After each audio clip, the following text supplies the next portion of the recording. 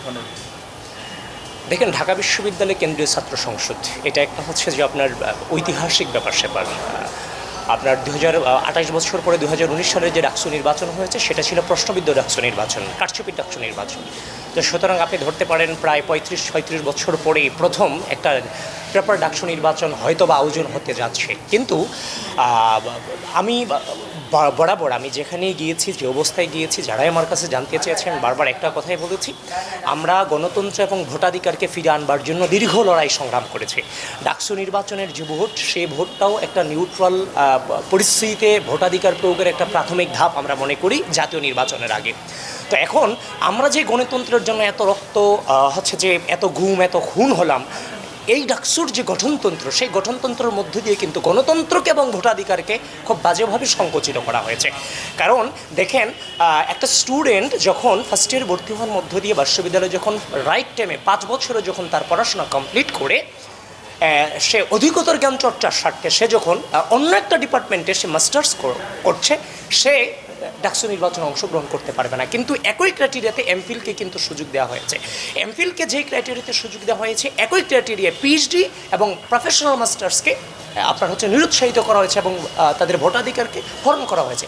যার ফলশ্রুতিতে এখানে যে একটা গণতন্ত্রকে যে একটা হচ্ছে যে প্রসারিতকরণ, সেই প্রসারিতকরণের জায়গায় গণতন্ত্রকে সংকুচিত করা হয়েছে। 1, 2 হচ্ছে বাংলাদেশ জাতীয়তাবাদী ছাত্রদল তাদের জায়গা থেকে বাংলাদেশ জাতীয়তাবাদী ছাত্রদল আমরা কিন্তু হচ্ছে যে ডাকসুর যে ভিপি মানে হচ্ছে যে প্রেসিডেন্ট পদটা, যেটা হচ্ছে যে পদাধিকার বলে ভিসি যেটাতে থাকেন, সেই জায়গায় কিন্তু আমরা অধিকতর গণতন্ত্র চর্চার স্বার্থে সেখানে আমরা নির্বাচন চেয়েছি। ছাত্রদের মধ্য থেকে যেন প্রেসিডেন্টটা হয় সেটা আমরা চেয়েছি। সেটা কিন্তু বিশ্ববিদ্যালয় প্রশাসন সেই সংস্কারটা মেনে না নিয়ে এক প্রকার হচ্ছে যে দখলদারিত্ব বলা যায়, এই পদটাকে এভাবেই তারা রাখতে চায়। তো এখানেও আমাদের একটা যথেষ্ট প্রশ্নবোধক চিহ্ন আছে।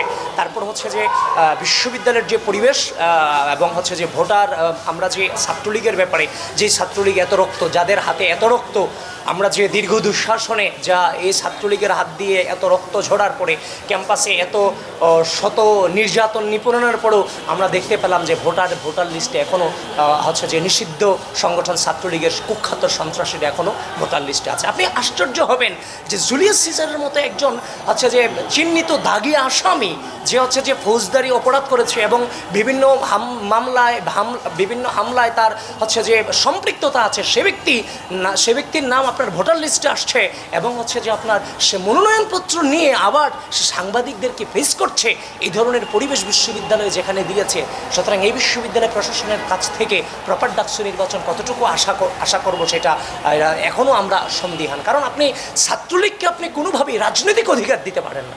আপনি এদেরকে বসবাসের সুযোগ সুবিধা দিতে পারেন, স্বাস্থ্যের সুযোগ সুবিধা দিতে পারেন, কিন্তু যতক্ষণ না পর্যন্ত আওয়ামী লীগের প্রত্যেকটা অর্গানের যতক্ষণ না পর্যন্ত সুষ্ঠু বিচার কমপ্লিট না হবে, ততক্ষণ পর্যন্ত এদেরকে আওয়ামী লীগকে রাজনৈতিক অধিকার দেওয়ার কোনো সুযোগ কিন্তু আলটিমেটলি নেই।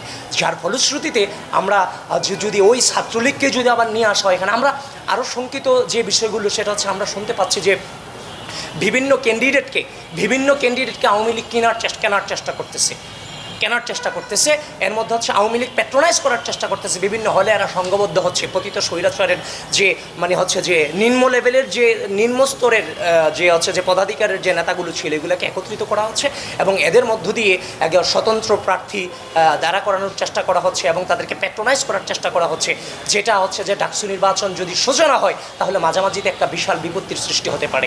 এবং এখানে ডাকসু নির্বাচন আয়োজন কেন্দ্রিক শুধুমাত্র ঢাকা বিশ্ববিদ্যালয়কে নয়, গোটা বাংলাদেশের যে প্রশাসন, বিশেষ করে সরকারকে সজাগ দৃষ্টি অবলম্বন করতে হবে। কারণ আমরা হচ্ছে যে শঙ্কা করছি এবং বিভিন্ন হচ্ছে যে আপনার প্রশাসনিক বাহিনীর মধ্য দিয়ে আমরা কিছু তথ্য পাচ্ছি যে এই ডাকসু নির্বাচন কেন্দ্র করে রাষ্ট্রকে অস্থিতিশীল করার একটা পায় তারা চালাচ্ছে, সেটা পতিত স্বৈরাচার এবং হচ্ছে যে এই বাংলাদেশের পরাজিত শক্তি যারা পরাজিত শক্তি সমন্বয় করে একটা ডাকসু নির্বাচন কেন্দ্রিক একটা অস্থিতিশীল পরিবেশ তৈরি করার পায় তারা করছে। আমি আপনাকে খুব ফ্র্যাঙ্কলি বলি, মিটফোর্ডের যে ঘটনা সেদিন ঘটেছিল, দুদিন আগে ঘটেছে, প্ল্যান করে শুক্রবার জুমার নামাজের পর সেই ঘটনাটা গোটা বাংলাদেশে ছড়িয়ে দেওয়া হয়েছে।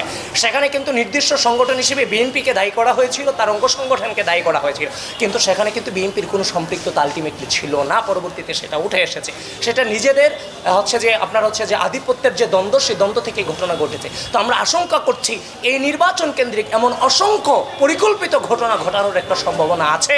সুতরাং যার ফলশ্রুতিতে যদি এই ডাকসু নির্বাচন আয়োজন করে যে সংখ্যাগুলোর কথা আমি বলছি এবং যে গণতন্ত্র সংকুচিত করার যে কথাগুলো বলছি, বিশ্ববিদ্যালয় প্রশাসন এবং রাষ্ট্রের প্রশাসনকে সম্মিলিতভাবে এগুলোকে সংশোধন করতে হবে, তবেই একটা সুষ্ঠু ডাকসু নির্বাচন সম্ভব।